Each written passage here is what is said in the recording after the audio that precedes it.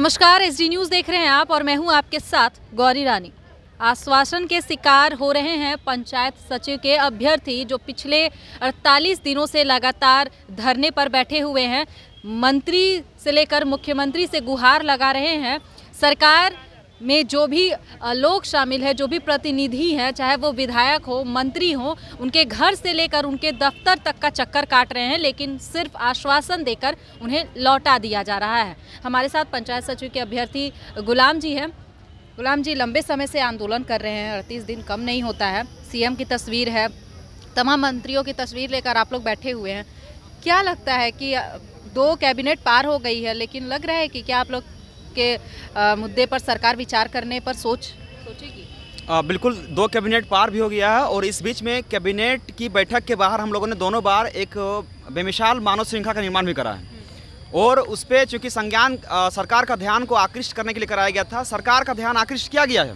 24 फरवरी के दिन में जब हम लोग श्रृंखला लगाए थे तो पुलिस ने हमें बाकायदा हिरासत में भी लिया था, ये कहते हुए कि बारिश हो रही है। हम लोग यहाँ पे 144 इम्प्लीमेंट कर चुके हैं अभी, ताकि बारिश से उन्हें बच जाएँ, क्योंकि बारिश में हमारे साथ ड्यूटी उनको करना पड़ता है। ये कहते हुए हमें हिरासत में ले लिया गया। 4 घंटे के बाद फिर छोड़ा गया जब हमारे साथी धरने पर बैठ गए तब।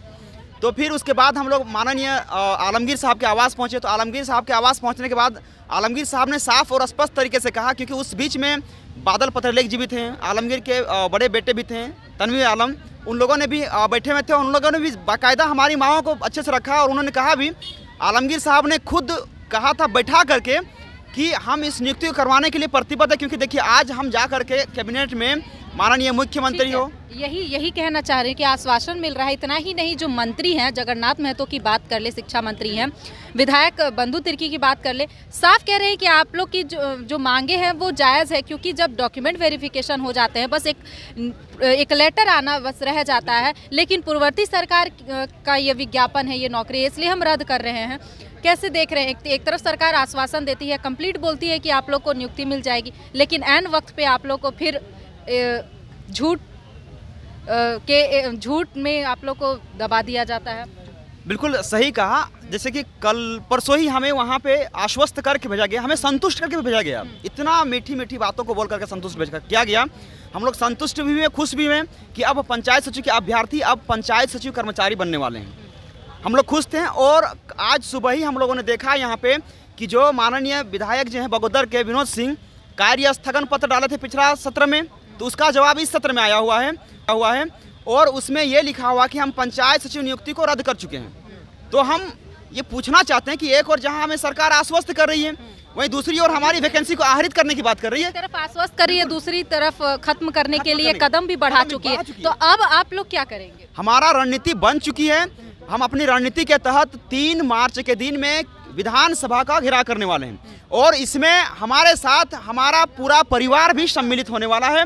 पंचायत सचिव के 5000 अभ्यर्थी हैं और उन 5000 अभ्यर्थियों के साथ सरकार, अभ्यर्थियों को ये लगता था ना कि हमारी नियुक्ति बची हुई है, हमारी नियुक्ति पे किसी तरह का कोई ग्रहण नहीं लगा हुआ है, क्योंकि सरकार के तमाम नुमाइंदे हैं जो भी हैं, ये बोलते आ रहे थे कि हम इस नियुक्ति को बचाने के लिए प्रयास कर रहे हैं, आपकी नियुक्ति सुरक्षित है, आप हम पे विश्वास करें।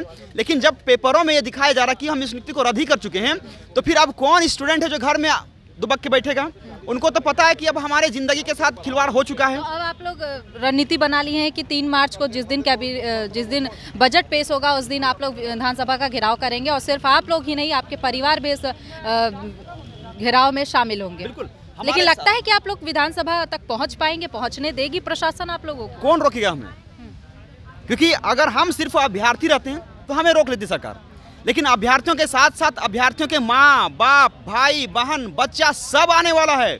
ये जो नियुक्ति है, इस नियुक्ति से एक परिवार का पूरा घर जो है ना फलता फूलता बसता, लेकिन बसने से पहले ही सरकार की ये कह सकते हैं ना कि नीच मानसिकता ने उसे उजाड़ दिया है।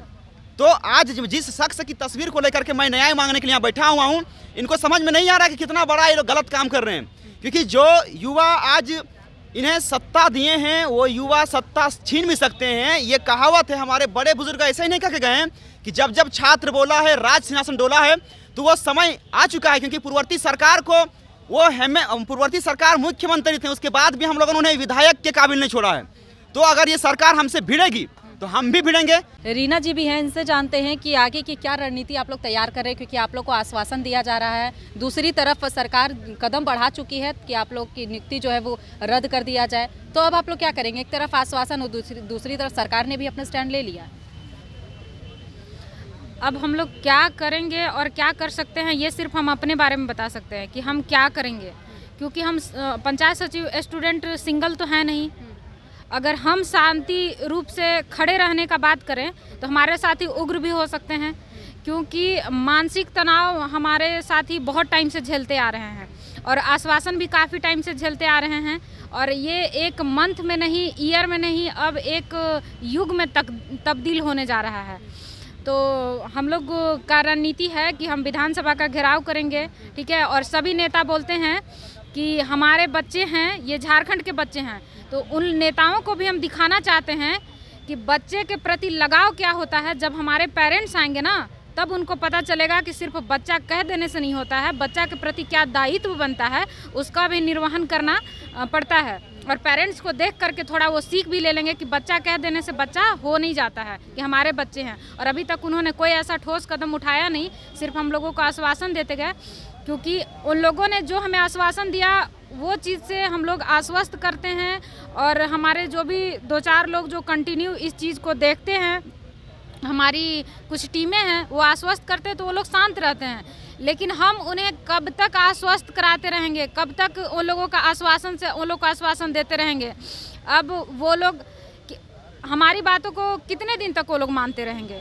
मतलब अब आश्वासन के दिन खत्म हुए। हाँ, आश्वासन के दिन खत्म हुए और हम अपनी तरफ से ये हम नियुक्ति दो, नहीं तो हमारे पंचायत सचिव स्टूडेंट कुछ भी कर सकते हैं और उसके लिए रिस्पॉन्सिबल सिर्फ आप हो, क्योंकि आप कहीं 2-4 चेहरे को देख करके जेल में डाल करके आप ये नहीं कर सकते कि इनको जेल में डाल देने से पंचायत सचिव नियुक्ति टूट जाएगा, क्योंकि दर्द उतना ही सबको है। 4 लोग आगे आ रहे हैं, इसका मतलब ये नहीं कि 4 लोगों का ही दर्द है। हमारे पंचायत सचिव स्टूडेंट में 5000 कैंडिडेट हैं और 5000 कैंडिडेट क्या करेंगे और क्या नहीं करेंगे ये बात बताना मुश्किल है।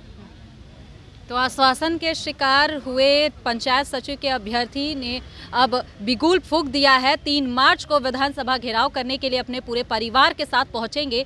तो वहीं दूसरी तरफ मुख्यमंत्री के लिए भी एक बड़ी चुनौती होगी और साथ ही देखना होगा कि उस 3 पंचायत सचिव के अभ्यर्थियों को फिर से आश्वासन दिया जाता है या फिर उनकी नियुक्ति पर विचार किया जाता है। लेकिन फिलहाल इस खबर में इतना ही। तमाम और खबरों के साथ